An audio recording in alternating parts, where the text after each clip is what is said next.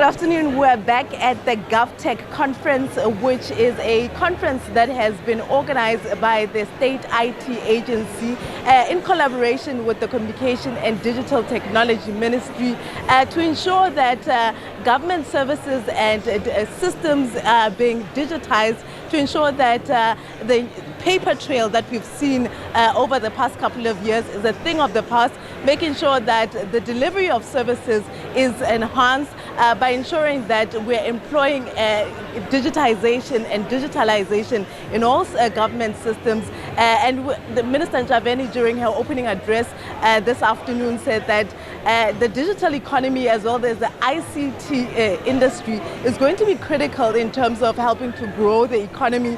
She says that the Presidential Investment Summit, which is going to be holding its next conference next year, will be relying on the ICT sector to make sure that they are putting in as much investment into South Africa as possible. And we've seen growing investment.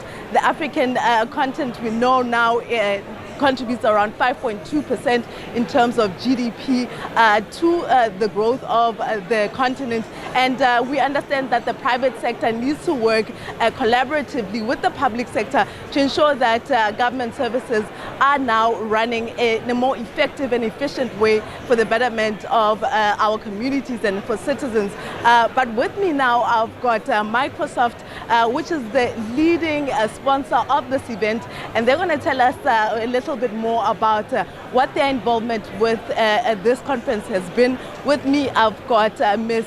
Lillian Barnard, who is the Microsoft SACO. She's going to tell us a little bit more about what their role has been in terms of the conference. Thank you so much for making time to speak to us today, Ms. Barnard. Thank you for having me.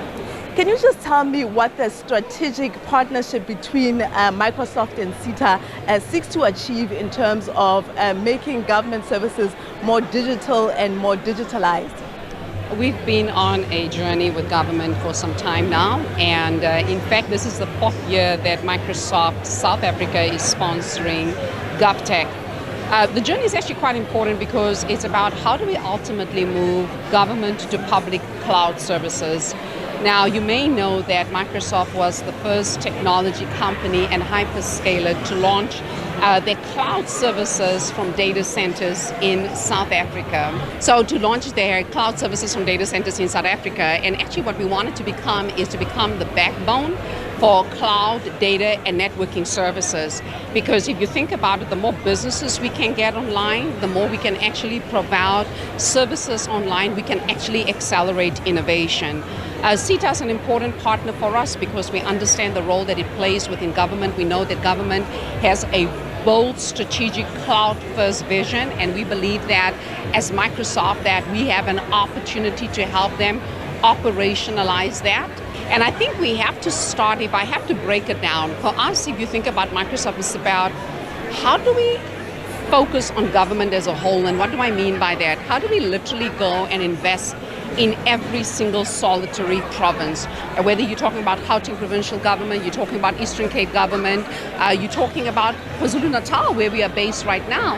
And what we've done is that we've come up with a digital skills innovation framework where we say we have to look at SMMEs, number one, because they create innovation, they actually create economic growth for us, and also they're a source of job creation. And what we're doing with the SMMEs, because we want them to ultimately participate in the digital economy, is that we help them get to gold partner status. Once they are part of the Microsoft ecosystem, they can actually go and implement Microsoft technology services. That means that we give them an opportunity to ultimately participate in the digital economy, but at the same time also help them build vibrant businesses.